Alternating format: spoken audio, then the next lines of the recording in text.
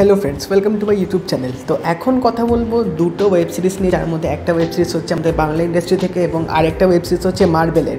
তো ফার্স্ট কথা বলবো ক্লিক ওটিটি প্ল্যাটফর্ম থেকে নতুন ওয়েব সিরিজ এনক্রিপ্টেড নিয়ে, যেটা আজকে কিন্তু রিলিজ হয়ে গেছে। তো এই সিরিজটার মধ্যে আমরা দেখতে পাচ্ছি পায়েল সরকার আছে, ঐশ্বরিয়া সেন আছে এবং আরও অনেকে আছে। তো সিরিজটার যে কনসেপ্টটা ইউজ করা হয়েছে সেই কনসেপ্টটা কিন্তু আজকালকার দিনে খুব রেলেভেন্ট। সেটা হচ্ছে ডার্ক ওয়েব এবং ডার্ক ওয়েবের সাথে কিছু অ্যাডিক্টেড গেম বলা যেতে পারে, যেগুলো কিন্তু খেললে বা যেগুলোর অ্যাডিকশান লাগলে যে কী রকম পরিণতি হয় সেগুলো তোমরা খবর কিন্তু অলরেডি শুনতে পাও। তো এখানে আমরা দেখতে পাচ্ছি ডার্ক ডেয়ার বলে একটা মোবাইল অ্যাপ্লিকেশন গেম আছে, যেই গেমটার কনসেপ্ট এরকম যে প্রত্যেকটা ধাপে তোমাকে এমন কিছু ডেয়ার করতে দেবে, যেই ডেয়ারগুলো কমপ্লিট করলে তোমাকে ব্লু ডেয়ারের ওয়ালেটে তোমাকে টাকা পাঠাবে। তো শুরুটা যখন হবে গেমগুলোর মধ্যে তখন ডেয়ারগুলো খুব ইজি থাকবে, বাট যত স্টেপ আরও বাড়বে এখানে এমন কিছু ডেয়ার আসবে যেগুলো যারা খেলবে তাদের হয়তো জীবনে অনেক রকমের দুর্যোগ আনতে পারে। তো সেরকমই এখানে দুর্যোগের একটা আমরা দেখতে পাবো ক্যারেক্টার, সেটা হচ্ছে ঐশ্বরিয়া সেন প্লে করছে। একটা মার্ডার চার্জে তিনি সাসপেক্টেড হয়েছে। তো কিসের মার্ডার চার্জ, কীভাবে করলো, কেন তিনি করলো এবং এই গেমটা তাকে কতটা ইনফ্লুয়েন্স করলো এবং কেন তিনি এই গেমে আসক্ত হলেন, সেই জিনিসগুলো কিন্তু আমরা এই সিরিজটার মধ্যে দেখতে পাবো। এবং তার সাথে এখানে আরেকটা গল্প যেটা দেখাচ্ছে সেটা হচ্ছে পায়েল সরকার, যে হচ্ছে ডিজিটাল মার্কেটিংয়ে খুব পোক্ত এবং ডার্ক ওয়েব নিয়ে তার একটু নলেজ আছে, পড়াশোনা আছে।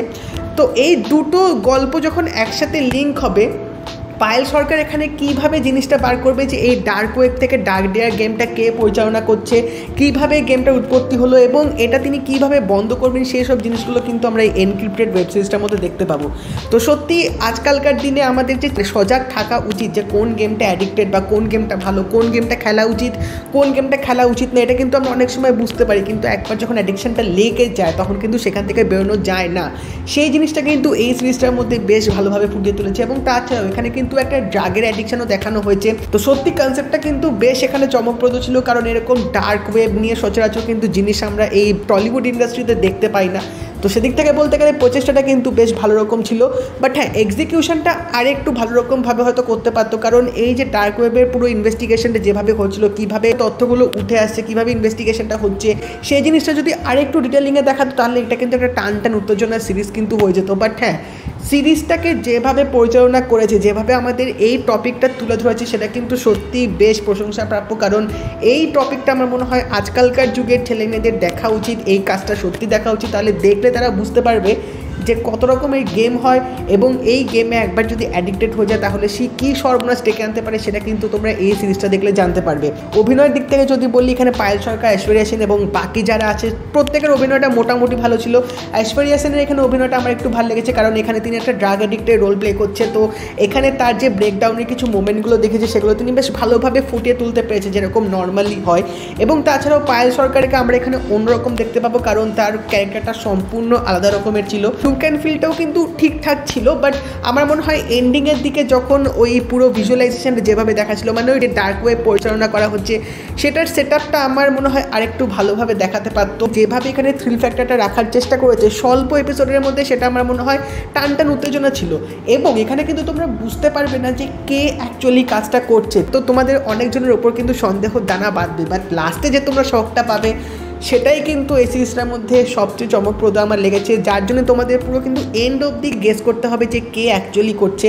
তো এই জিনিসটা আমার কিন্তু ভালো লেগেছে, বাট ওভারঅল কনসেপ্টটা কিন্তু সিরিজটার মধ্যে বেশ ভালো ছিল। এই যে গেমিংয়ে অ্যাডিকশন, ডার্ক ওয়েবের যে পুরো ব্যাপার, ডার্ক ওয়েবটা কীভাবে পরিচালনা করে এবং কি হয়, সেগুলো মোটামুটি যেটুকু এই সিরিজটার মধ্যে দেখানোর চেষ্টা করেছে, আমার মনে হয় জেনারেল অডিয়েন্সরা তোমরা যদি দেখো তোমরা কিন্তু ব্যাপারটা বুঝতে পারবে। তাছাড়াও নেগেটিভ পয়েন্ট বলতে গেলে কিছু আমার মনে হয় সিন ছিল যেগুলো আরেকটু ভালোভাবে হয়তো এক্সিকিউট করতে পারতো। আমি অবভিয়াসলি কোনো স্পয়লার দেবো না, কারণ আজকে যেহেতু বেরিয়েছে, বাট তোমরা সেই সিনগুলো দেখলে বুঝতে পারবে ডিরেক্টর তার ভিশনটা যে দেখানোর চেষ্টা করেছে, যে জিনিসটা তিনি এখানে তুলে ধরার চেষ্টা করেছে, সেখান থেকে কিন্তু তিনি অনেকটাই সাকসেসফুল হয়েছে।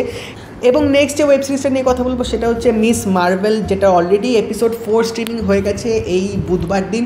তো আমি এপিসোড 3 আর 4 দেখলাম এবং সত্যি কথা বলছি মার্ভেলের যে এখন অবধি যে কটা ওয়েব সিরিজ এসছে প্রত্যেকটা ওয়েব সিরিজে কিন্তু এপিসোড 4-এ তারা কিন্তু আলটিমেট ড্রপ দেয়, আলটিমেট চমকপ্রদটাই কিন্তু করে, যেটা কিন্তু এই এপিসোডেও করা হয়েছে। তো এখানে আমরা দেখতে পাচ্ছি কমলা খান করাচিতে আসবে, করাচিতে এসে তার নানির সাথে কথাবার্তা বলবে, অনেক রকম তার পাস্টের ব্যাপারে জানতে পারবে, আয়েশার উৎপত্তি কী সেটাও তিনি জানতে পারবেন এবং এখানে ফারহান আখতার থাকবে অ্যাজ আ ওয়ালিদ ক্যারেক্টারটা প্লে করবে।